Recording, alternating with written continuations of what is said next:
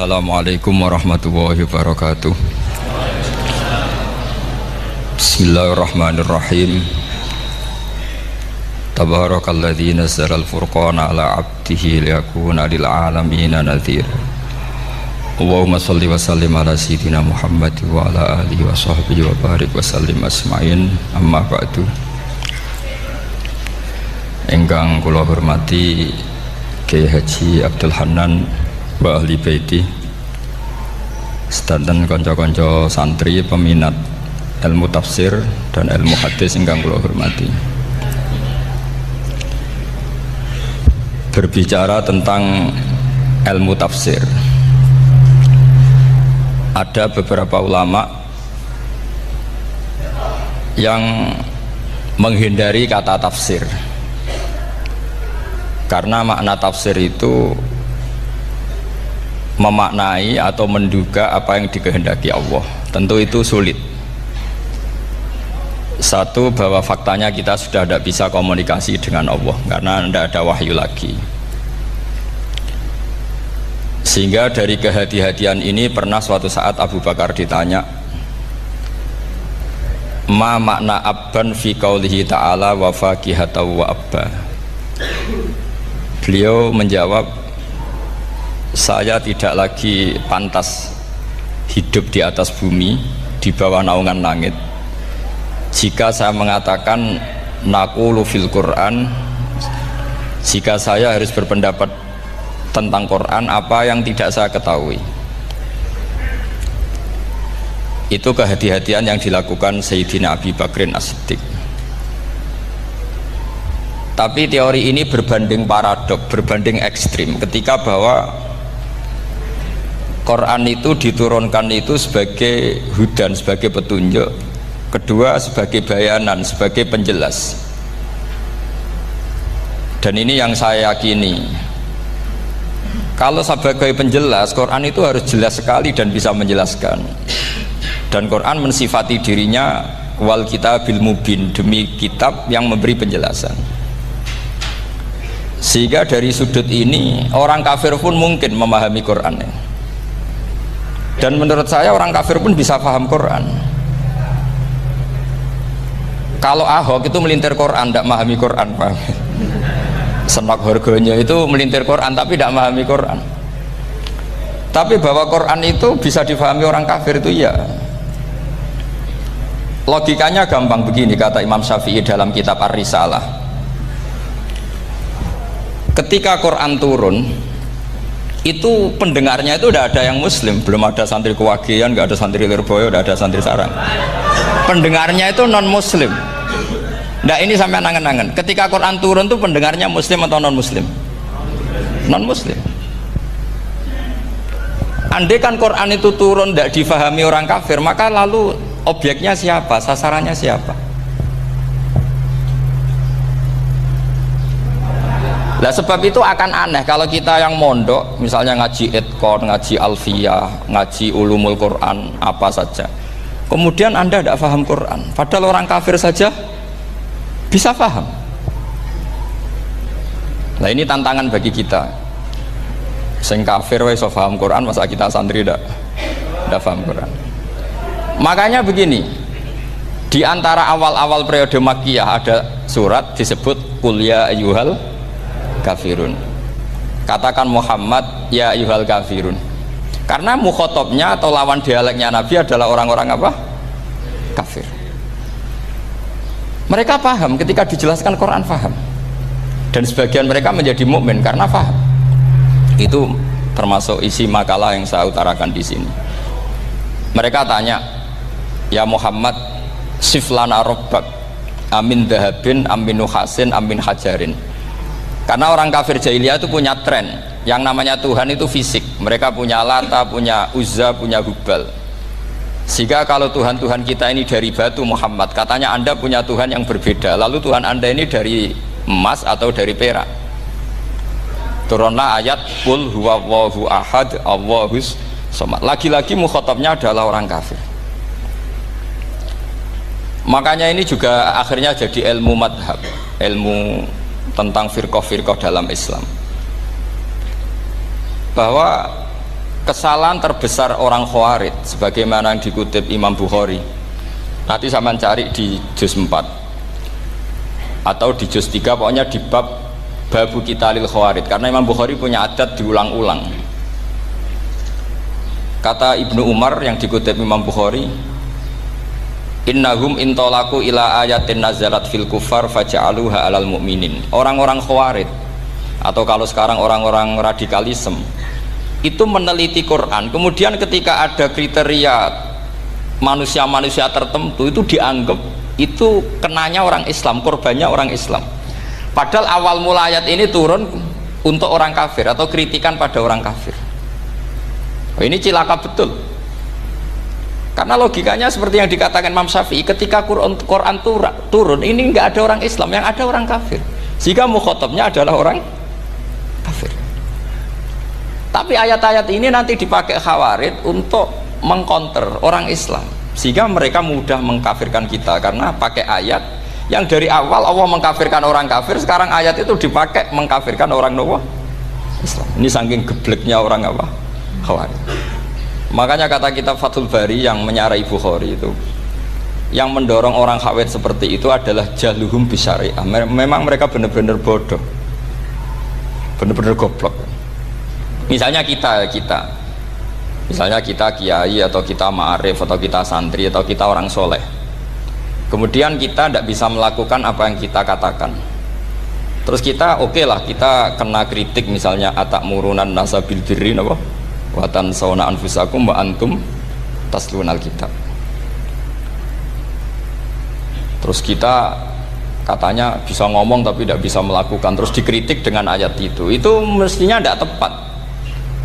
Karena itu asbabil nuzulnya adalah orang-orang Yahudi, karena tahu bahwa sifat Rasulullah itu ada di Taurat, mereka menyuruh keluarganya itu masuk Islam, tapi mereka sendiri tidak mau Islam. Kemudian turunlah ayat atakmurunan nasa bil birri wa tansawna anfusakum wa antum taslunal kitab afala ta'qilun. Sekarang perbandingannya begini, misalnya ada orang Islam, taruh saja Zaid itu maling, ya maling, konsisten dia maling yang sampai tua. Terus menurut anda Zaid yang muslim ini, muslim, Zaid itu muslim tapi maling, jangan bilang maling tapi muslim, dia itu ya. Kemudian Zaid bilang ke anaknya, "Cung, kowe aja dadi maling, dadi santri sing soleh, sing maling bapak tok." Ndak, ini menurut analisis usul fikih, ngomongnya Zaid itu benar apa salah? Benar kan? Nasihatnya ya benar, ngomongnya juga benar. Kamu tidak bisa ngeritik Zaid, kamu bisa ngomong tapi tidak bisa melakukan, tidak bisa. Fa'innal amro bil ma'ruf wajib, wal qawla bil ma'ruf ya wajib, wal qawla bil haqqi ya wajib. Jadi itu hal yang berbeda. Misalnya fa'innal amro bil ma'rufi wajibun, memerintahkan barang baik itu baik. Wa innal qawla bil haqqi ya wajib, mengatakan yang hak itu ya wajib. Berarti Zaid tetap kena khitab, kamu harus nasihati anak secara benar, kamu juga harus ngomong hukum secara benar. Lalu ketika Zaid ngomong hukum secara benar, cung ojo maling, maling ku dosa, cung ojo nerusno profesine bapak maling, maling itu tidak benar. Dia berarti sudah melakukan dua kebenaran, yaitu ngomongnya benar, nasihatnya benar. Dia salah, perilakunya tetap maling. Tapi jangan karena dia maling lalu omongannya nggak salah juga, berarti salahnya malah tiga. Makanya ini pentingnya ngaji sama ulama, sama ahli usul fikih. Jadi tidak bisa dicampur adukkan. Zaid gagal dalam perilaku, tapi jangan gagal lagi di nasihat. Nanti kalau dia tidak nasihati, maka anaknya terus maling, alasannya niru bapaknya. Karena bapaknya kalau mau nasihati nanti disemprit sama santri-santri, "Pak, sama ora nasihati anak ora sama maling, sama dewe maling." Oh, tidak bisa cara usul fikih. Itu malah yudroku kulluh, la yudroku napa? Kulluh, atau bahasa populernya al-maisur la yasqutu bil maksur. Misalnya kita sebagai kiai hanya bisa takrib, hanya bisa jurumiyah. Apa muda Fathul Mu'in cek abote. Bulet, maknane bulet. Kamu tidak boleh ngomong gini, "Cung, kowe sebagai muridku kudu nurut aku. Nak gurumu goblok tok takrib, kowe tok takrib wae." Gak oleh ngelangkai guru, gak sopan gitu misalnya. Nggak boleh gitu. Tetap kita ngomong, "Cung, kowe aja koyo aku. Kowe kudu alim Fathul Mu'in, alim Fathul Wahhab." Sama ndak bisa protes. Pak guru sendiri ndak bisa. Kebenaran tetap sebagai kebenaran meskipun kita ndak kuat melakukan atau ndak bisa melakukan. Lagi-lagi ayat itu sebenarnya ada untuk kita, untuk orang Yahudi, atamuruna nasa bil birri wa tansawna anfusakum wa antum taslunal kitab.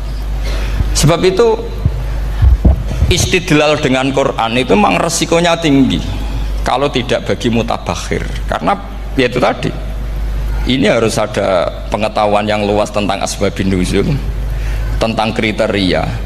Nah kalau terpaksa, saya katakan terpaksa, kalau terpaksa kita iktibar itu boleh, tapi itu terpaksa, bahwa Allah mengkritik orang yang bisa ngomong tapi tidak bisa melakukan. Tapi itu secara usul fikih itu runyam, teori ini runyam sekali, fatal. Sama lihat tuh di kitab Bajuri atau di kitab-kitab fikih yang lain, ketika Shahibil Burdah atau Shahibil Bur'ah itu yang Imam Busiri itu, Muhammad bin Busiri, niku salah nama tapi kadung populer. Jadi sebetulnya Imam Busiri itu Shahibil Bur'ah bukan Shahibil Burdah, tapi kadung terkenal Burdah, kita ikut-ikutan apa? Burdah. Imam Busiri itu ngeluh, saya ini orang yang banyak kesalahan. Di antara salah saya adalah saya bisa ngomong tapi tidak bisa melakukan.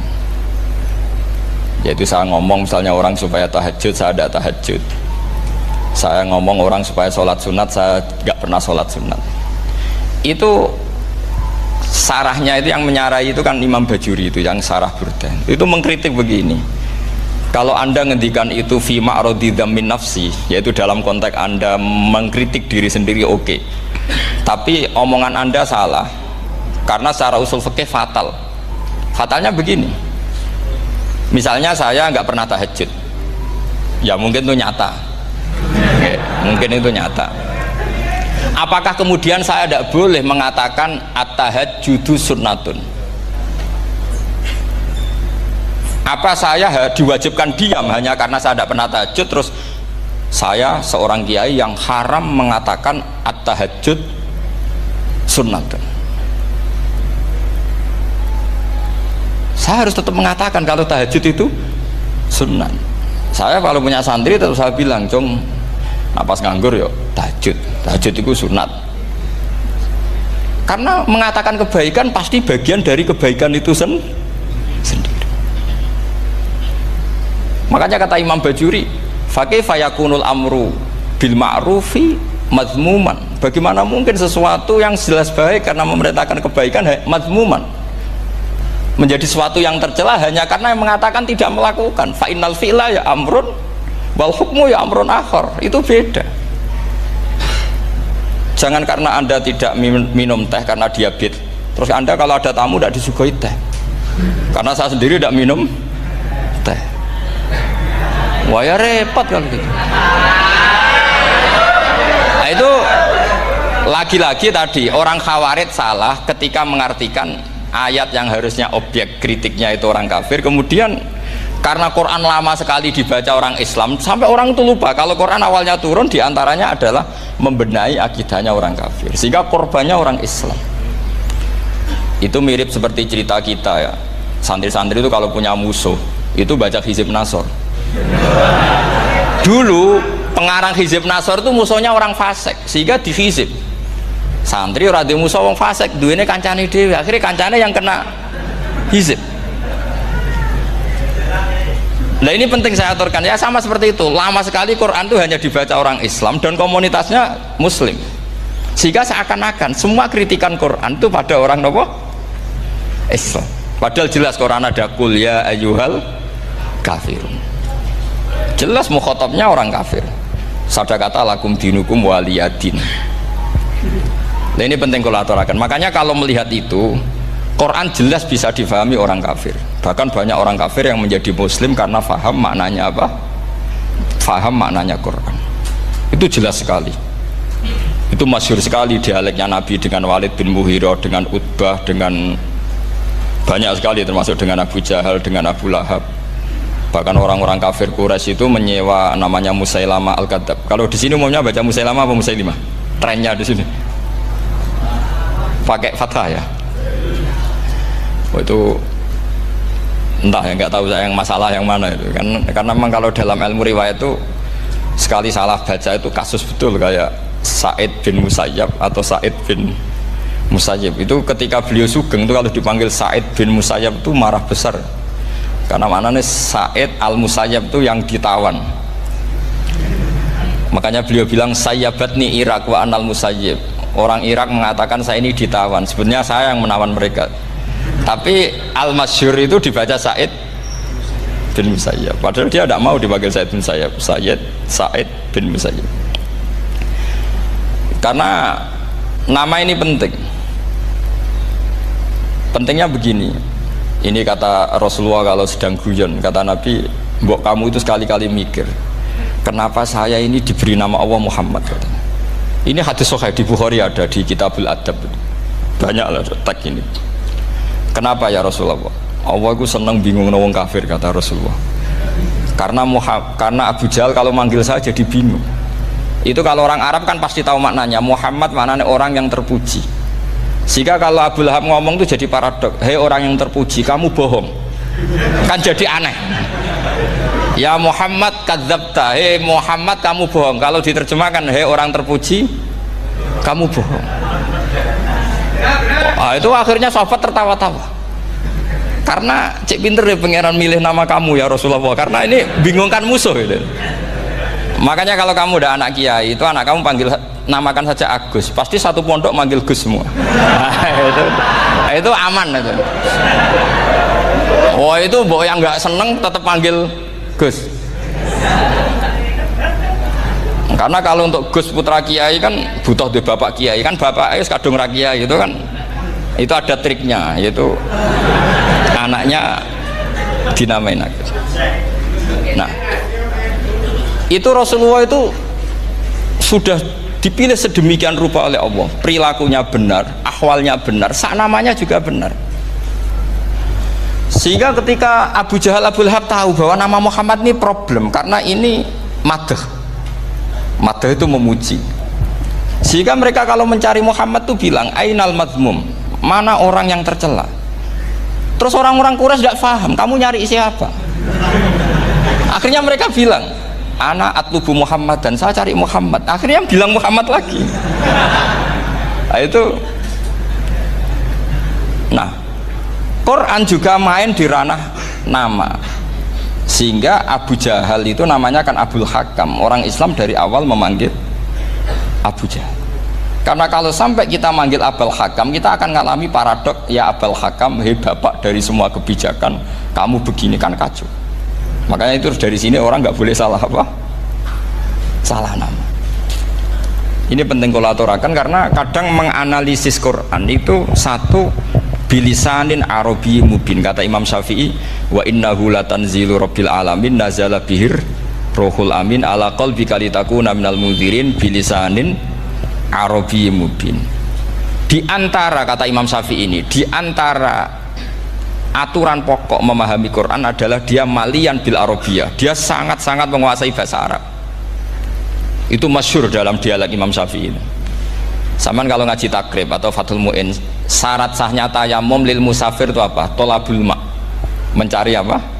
Air. Sampai kalau di takrib dicontohkan, kalau di tempat atas nyari ke bawah, kalau ke bawah nyari ke atas. Imam Syafi'i ditanya, kaifa taqulu bisyartit tolab, bagaimana anda berpendapat bahwa tolabul ma' itu wajib untuk menjadi sahnya tayamum? Terus Imam Syafi'i faqara'a falam tajidu ma'an, kamu pergi kemudian falam tajidu ma'an, kamu tidak menemukan air. Terus Imam Syafi'i mengatakan la yuqalu liman lam yatlub lam yajid wa innama yuqalu lam ya'rif, katanya. Orang yang nggak pernah mencari itu tidak bisa dikatakan lam yajid, tidak menemukan. Kalau belum mencari namanya tidak tahu. Padahal Quran bilang kamu pergi kemudian kamu tidak menemukan air. Tidak menemukan itu berarti harus mencari dulu, baru dikatakan lam yajid, tidak menemukan. Kalau tidak pernah mencari namanya tidak tahu. Hanya gitu tok itu jadi ilmu bahwa tolabul ma' itu wajib, karena Allah mengatakan falam tajidu ma la yuqalu liman lam yatlub lam yajid wa innama yuqalu lam ya'rif. Orang dikatakan tidak menemukan berarti setelah mencari kemudian kesimpulannya tidak menemukan. Kalau belum mencari namanya apa? Tidak tahu. Nah, dari sini Imam Syafi'i istidlal wajib tolabul. Ini namanya malian bil arabiyah. Dia menguasai bahasa Arab. Begitu juga ulama-ulama sufi. Itu ada cerita Bayazid Al-Bustami, itu ada muridnya baca ayat wasiqal ladzina taqaw rabbahum ilal jannati zumara. Orang-orang takwa itu digiring menuju surga. Itu dia nangis.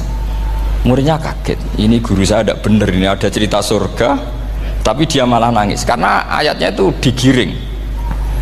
Terus kata Abu Yazid, mereka itu di mana saja, masa ke surga butuh digiring? Ke surga itu kan nikmat, ngapain butuh digiring? Saya tidak mau, kata dia. Abu Yazid itu gak mau digiring ke surga, itu gak mau. Muridnya kan tambah kaget, memangnya mau neraka kan gitu pikirannya itu. Ternyata beliau jawabnya sederhana, saya pas itu sudah dekat sama Allah sehingga tidak perlu digiring. Kemudian saya sudah panitia kiamat pas itu, jadi gak perlu digiring. Nah ini nanti penting jadi satu aturan ilmu ulumul Quran. Saya di rumah itu istiqomah ngajar Qawaidul Asasiyahnya Said Muhammad yang dulu ditulis abahnya Zubdatul Itqan oleh Said Alawi. Kemudian Zubdatul Itqan itu tentu dari kitab Itqan. Terus Said Alawi dulu ngarang kitab Faidul Khobir, sarahnya Faidul Khobir sama Sayyid Muhsin Al-Musawab, dulu dari Padang tapi hidupnya di Mekah. Saya dulu talaki sama Mbah Mun.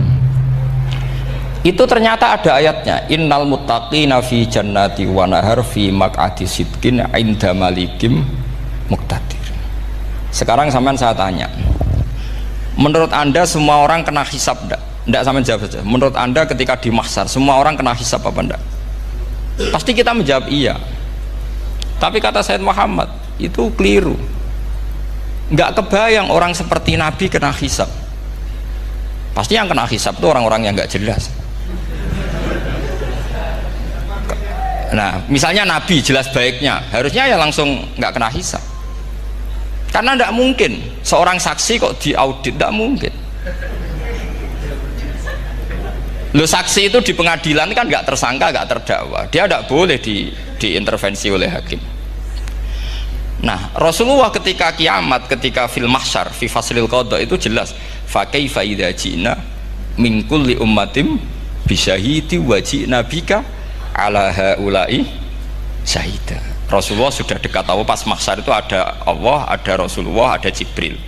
Kemudian Nabi itu mengidentifikasi, ditanya sama Allah, bener mat ini umatmu? Ya, niki umatmu ya. Kalau yang nggak jelas ya Nabi lama jawabnya. Makanya kamu jangan jadi orang nggak jelas. Nah, itu kalau sekali nggak jelas itu Nabi lama sekali jawab. Nah, artinya begini, yang kena hisab itu meskipun kata Said Muhammad, meskipun Dhahirul Quran itu menetapkan asbata umumal hisab, tapi zahirnya Quran yang sama juga menafikan hisab. Itu karena nggak mungkin, nggak kebayang kita malaikat berani menghisab afdhalul khalqi. Sama bisa bayangkan malaikat mengaudit Rasulullah SAW, ahabbal khalqi ilallah, kepen cilaka mencit ya. Wong jajar Allah kabeh dinten audit sudah indah. Fa kaifa idza ji'na min kulli ummatin bisyahidi wa ji'na bika ala haula'i syahida. Lalu mungkar nakir juga sama. Sampean bisa bayangkan mungkar nakir tanya Nabi Muhammad. Tesnya susah. Karena kalau Rasulullah terus ditanya, "Waman nabiyuka?" Wah, itu kan bisa kiamat itu.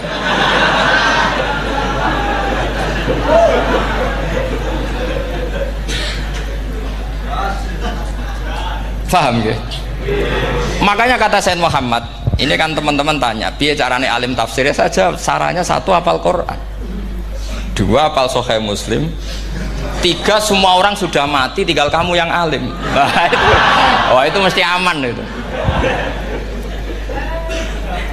Nah kalau sampean tanya saya, apa buktinya Gus kalau orang tertentu tidak kena hisab? Ya buktinya tadi, misalnya innal ladzina qalu rabbuna Allahu tsummas taqamu tatanazzalu alaihimul malaikatu alla takhafu wala tahzanu wa abshiru.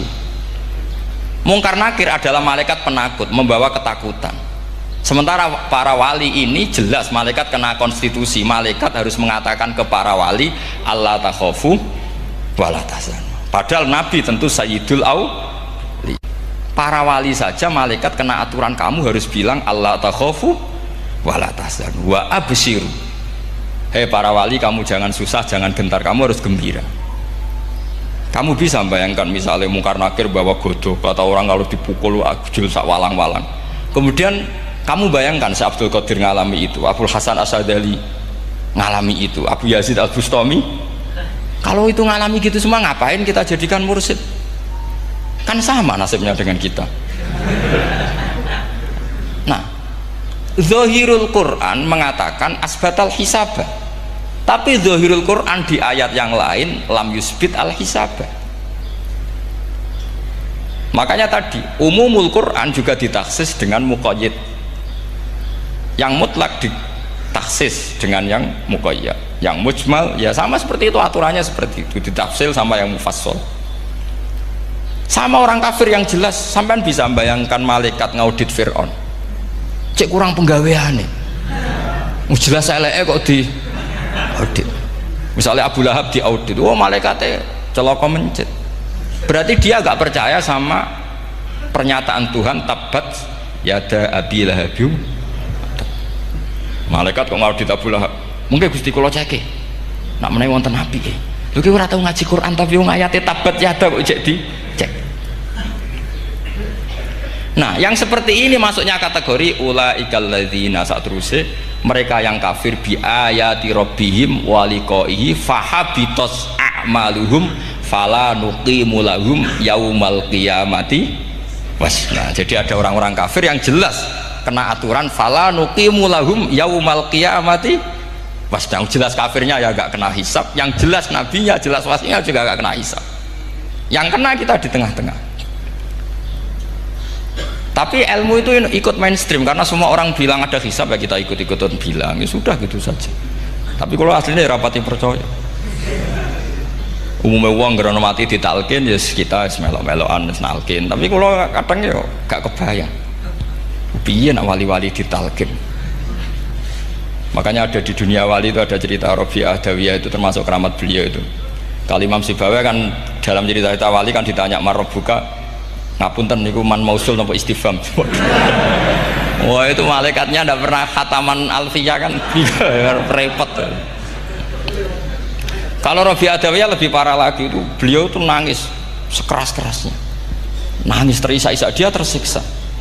Ya Allah, engkau itu zat yang paling saya kenali dan harusnya semua makhluk itu kenal engkau, tapi ini hamba engkau tanya engkau itu siapa ya? Itu kan ini orang aneh kata gitu. Karena Allah itu adharud dzahir, kata sampai Imam Sibawi silakan a'raful ma'arif. Jadi wong ora Allah wis geblek tenan dari Imam Sibawi.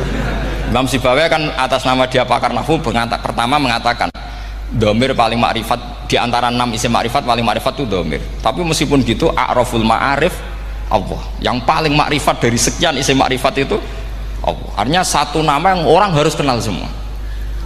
Makanya di antara keramat beliau ketika ditanya wong kok ora tau ngaji fikih men ngaji nahwu wae, gak tahu dia ngaji carane sesuci, carane iddah, tuh gak tahu ngaji nahwu. Terus dia tanya bima fa'ala rabbuka, lalu Allah memperlakukan kamu gimana? Terus kata Imam Sibawi ghafaroli, Allah mengampuni saya karena saya orang yang mengatakan Allahu a'raful ma'arif. Ini penting kalau aturakan. Jadi makanya kalau sampean tanya caranya ilmu alim gimana, ya satu tadi, kalau sampean masih banyak orang hidup, syaratnya kamu harus hafal Quran, hafal hadis, hafal sekian ribu hadis, hafal sekian ulumul Quran. Itu kalau masih banyak orang hidup. Kalau sudah kamu sendiri hidup, ya sudah, pokoknya isokolhu ya salim sendiri kan, nggak ada saingannya itu. Makanya kata Sayyid Muhammad, beliau mengatakan kita meyakini umumal hisab ya berdasar zahiril Quran, kita menafikan umumal hisab bahwa hisab hanya yahtassu liqaumin duna qaumin juga berdasar zahiril Quran. Kita percaya semua mayat ditanya mungkar nangkir ya berdasar zahiril ahadis. Kita tidak mengumumkan teks konteks ini juga berdasar dhahiril hadis. Karena malaikat mungkar nakir juga malaikat, berarti dia kena aturan kalau ketemu para wali Allah takhafu wala tahzanu. Faham sih kalau maksudnya? Ini penting kalau aturakan. Jadi makanya aspeknya sampean bisa memulai kalau ingin jadi orang alim tafsir, bisa mulai dari yang mudah saja, yang fikih saja. Makanya kata Imam Ghazali, kenapa Mu'tazilah jadi segoblok itu? Karena dia tertipu oleh umumatul Quran, oleh teks-teks umum. Dia tidak tahu mukhasisnya. Padahal setiap ayat umum itu pasti ada mukhasis. Misalnya begini ya, kalau kamu maknanya fikih saja, contoh yang paling mudah familiar itu fikih ya. Misalnya kita ngaji Quran, wal mutallaqatu yatarabbasna bi anfusihinna salasata quru. Kalau orang dicerai itu iddahnya itu 3 kali masa nopo suci. Apakah aturan iddah seperti ini hal hadhil iddah amatun likulli mutallaqatin am li mutallaqatin makhsusah? Apa ini semua mutallaqah iddahnya pasti salasata quru, apa orang tertentu? Ya enggak, asal dia mutallaqah pasti iddahnya salasata quru. Anda goblok, Anda salah besar. Kalau misalnya yang dicerai adalah orang hamil, iddahnya apa? Salasata quru apa watil hamli? Watil hamli. Kita butuh ayat lain, wa ulatul ahmali ajaluhunna ayyadna hamlahu. Sama seperti kita ngaji walladzina yatawaffawna minkum wa yadharuna azwajan yatarabbasna bi anfusina arba'ata asyhurin wa asyra. Asal wanita ditinggal mati suaminya, maka iddahnya 4 bulan 10. Apa semuanya demikian? Enggak. Misalnya orang hamil iddahnya biwatil hamil. Artinya kalau Anda tertipu umumatil Quran, berarti Anda sama dengan menghukumi orang ditolak semua iddahnya salah satu guru. Sama misalnya orang sekarang dalil-dalil wa may yatawallahum minkum fa innahu minhum. Kalau berkawan orang kafir, maka dia menjadi kafir. Itu kan fatal. Semua nabi berkawan orang kafir karena dakwahnya memang sama orang kafir.